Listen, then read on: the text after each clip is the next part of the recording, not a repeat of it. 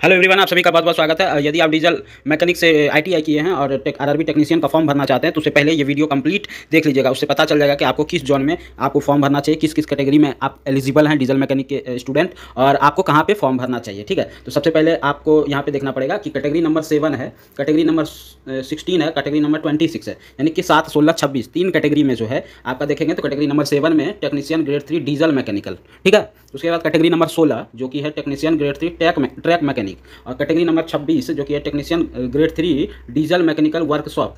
ये तीन कैटेगरी में आप फॉर्म डाल सकते हैं। डीजल मैकेनिकल वाले ये तीनों कैटेगरी में फॉर्म डाल सकते हैं। इस कैटेगरी में कितनी कितनी वैकेंसी है, तीनों कैटेगरी में किस किस जोन में कितना वैकेंसी है और सबसे अधिक वैकेंसी किस जोन में है, सबसे कम वैकेंसी कहाँ है।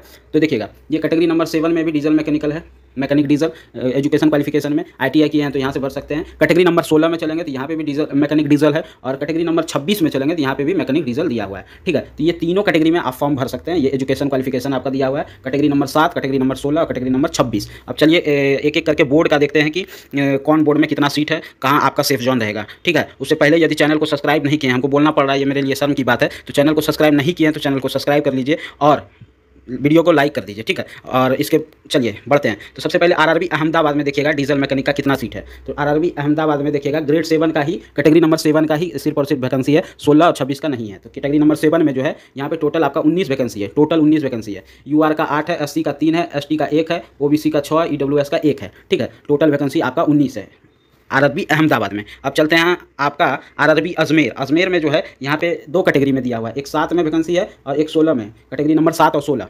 देखिएगा, कैटेगरी नंबर 1 से लेकर 18 तक जो था वो पहले जो वैकेंसी आया हुआ था वो था, और कैटेगरी नंबर 18 से लेकर जो 40 तक है वो कैटेगरी अभी जो बढ़ के वैकेंसी आया है वो वैकेंसी है। ठीक है, तो यहाँ पे बढ़ा नहीं है, जहाँ पे 7, 16 है वहाँ पे बढ़ा नहीं है, जहाँ पे 26 होगा कैटेगरी नंबर वहाँ पे बढ़ा है। ठीक है, तो चलिएगा यहाँ पे देखिए आरआरबी अजमेर में, अजमेर में देखिएगा तो कैटेगरी नंबर 7 में आपका 12 वैकेंसी है, कैटेगरी नंबर 16 में आपका एक जगह 36 है और 29 है। तो इस तीनों को यदि आप जोड़ते हैं तो इस तीनों को जोड़ेंगे तो 48, 2, 50, 70, 77 सीट जो है आपका आरआरबी अजमेर में है। आरआरबी अजमेर में आपका 77 सीट है टोटल। ठीक है, आप यूआर का जोड़ सकते हैं, इधर से पूरा तीनों को जोड़ लीजिएगा, एससी को जोड़ सकते हैं, एसटी को जोड़ सकते हैं, ओबीसी को जोड़ सकते हैं। तो यहाँ पे टोटल वैकेंसी जो आरआरबी अजमेर में है वो कितना है, 77 वैकेंसी है। नेक्स्ट चलते हैं आपका आरआरबी बेंगलोर। आरआरबी बेंगलोर में भी वैकेंसी इंक्रीज नहीं हुआ है, कैटेगरी नंबर 7 ही है और कैटेगरी नंबर 16 ही है। इसमें टोटल वैकेंसी जो है यहाँ पे 5 है कैटेगरी नंबर 7 में, कैटेगरी नंबर 16 में आपका 8 है। तो 8, 5, 13 वैकेंसी जो है आरआरबी बेंगलोर में है डीजल मैकेनिक का। ठीक है, उसके बाद आरआरबी भोपाल। आरआरबी भोपाल में चलेंगे तो यहाँ पे भी कैटेगरी नंबर 7 है, कैटेगरी नंबर 16 है। यहाँ पे टोटल वैकेंसी जोड़ेंगे तो 48, 2, 50, यहाँ पे जोड़िए 48, 2, 50, 10, 60, 60, 30, 90, 4, 94, 94 वैकेंसी जो है आपका आरआरबी भोपाल में डीजल मैकेनिक का टोटल है। ठीक है, नेक्स्ट चलते हैं आप आरआरबी भुवनेश्वर। आरआरबी भुवनेश्वर में सिर्फ और सिर्फ कैटेगरी नंबर 16 के लिए है, जहाँ पे आप एलिजिबल हैं। टोटल वैकेंसी जो है 40 है डीजल मैकेनिक। ठीक है, नेक्स्ट चलते हैं आरआरबी बिलासपुर। बिलासपुर में जो है डीजल मैकेनिक कैटेगरी नंबर 7 और 16 के तहत भर सकते हैं। यहाँ पे जो है कैटेगरी नंबर 7 में 37 और कैटेगरी नंबर 16 में 5 सीट है। तो टोटल सीट जो होगी आपका 42 सीट जो है आपका आरआरबी बिलासपुर में है। ठीक है, नेक्स्ट चलते हैं आप आरआरबी चंडीगढ़। चंडीगढ़ में आपका डीजल मैकेनिक का एक भी सीट नहीं है, यहाँ पे आप फॉर्म नहीं भरिएगा। ठीक है, डीजल मैकेनिक के जो भी स्टूडेंट रहेंगे वो चंडीगढ़ में फॉर्म नहीं भरिएगा। नेक्स्ट चलते हैं चेन्नई। चेन्नई में आपका कितना सीट है देखिएगा, यहाँ पे सीट ऐड हुआ है। देखिए कैटेगरी नंबर 26 आया है, कैटेगरी नंबर 26 आया तो यहाँ पे सीट इंक्रीज हुआ है। देखिएगा 32 है, 24 है और 9 है। कैटेगरी नंबर 7 में 9 है, उसके बाद कैटेगरी नंबर 16 में 32, उसके बाद 24। तो इसको जोड़ेंगे तो 24, 36, 30, 30, 60, 5, 65, टोटल 65 वैकेंसी जो है आपका आरआरबी चेन्नई में दिया गया है। ठीक है, 65 वैकेंसी जो है आरआरबी चेन्नई में दिया गया है। उसके बाद आरआरबी गोरखपुर है। गोरखपुर में आपका जो है यहाँ पे टोटल कैटेगरी नंबर 26 के तहत अभी बार पीछे इसमें वैकेंसी नहीं था, लेकिन कैटेगरी नंबर 26 ऐड किया गया है, जिसमें कि 2 वैकेंसी जो है डीजल मैकेनिक का दिया गया है। ठीक है, उसके बाद आरआरबी गुवाहाटी। गुवाहाटी में जो है टोटल वैकेंसी देखिएगा 7 और 16, कैटेगरी नंबर 7 और 16 में दिया गया है। देखिएगा 68 है और 36 है, तो 68 है, 2, 70, 304, 104 वैकेंसी जो है आपका यहाँ पे आरआरबी गुवाहाटी में टोटल 104 वैकेंसी आपका है। ठीक है, उसके बाद चलिएगा आरआरबी जम्मू और श्रीनगर। तो श्रीनगर में यहाँ पे टोटल 35 वैकेंसी जो है कैटेगरी नंबर 26 के तहत है। तो 26 अभी मतलब कि इसमें जुड़ा हुआ है, वैकेंसी ऐड हुआ है। आरआरबी जम्मू में 35 वैकेंसी है। ठीक है, नेक्स्ट चलते हैं कोलकाता। कोलकाता में जो है वो कैटेगरी नंबर 7 के तहत टोटल 14 वैकेंसी है आपका।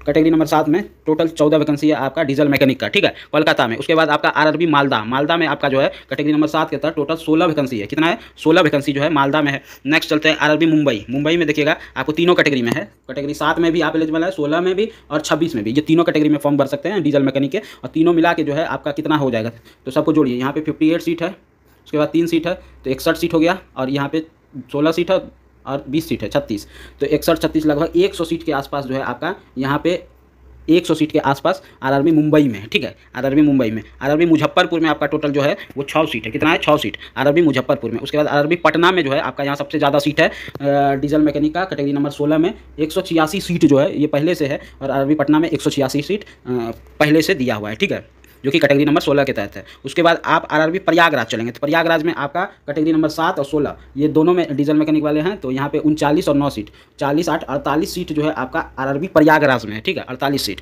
उसके बाद चलेंगे आरआरबी रांची। रांची में जो है आपका वहाँ पे टोटल 21 सीट जो है आप कैटेगरी नंबर 7 है यहाँ पे डीजल मैकेनिक का, तो यहाँ पे 21 टोटल सीट जो है अवेलेबल है आरआरबी रांची में। नेक्स्ट चलेंगे आप आरआरबी सिकंदराबाद। सिकंदराबाद में जो है आपका कैटेगरी नंबर 7 है और 16 है, यहाँ पे आपका 103 और 25 128 सीट जो है आपका 128 सीट जो है आपका आरआरबी सिकंदराबाद में। कितना? आरआरबी सिकंदराबाद में 128 सीट अवेलेबल है डीजल मैकेनिक के लिए। चलिए सिलीगुड़ी में आपका जो है टोटल 4 सीट अवेलेबल है। कितना है? टोटल 4 सीट जो है अवेलेबल है।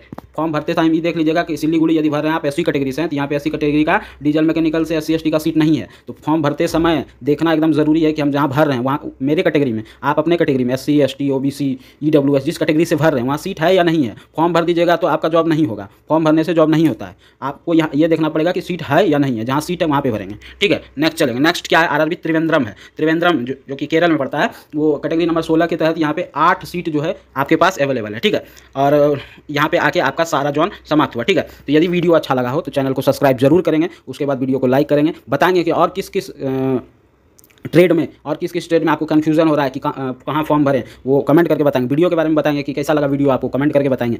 वीडियो को लाइक नहीं किया तो वीडियो को लाइक करेंगे, वीडियो को ज़्यादा से ज़्यादा शेयर करेंगे। थैंक यू, धन्यवाद। इसी के साथ इस वीडियो को समाप्त करते हैं। जय हिंद।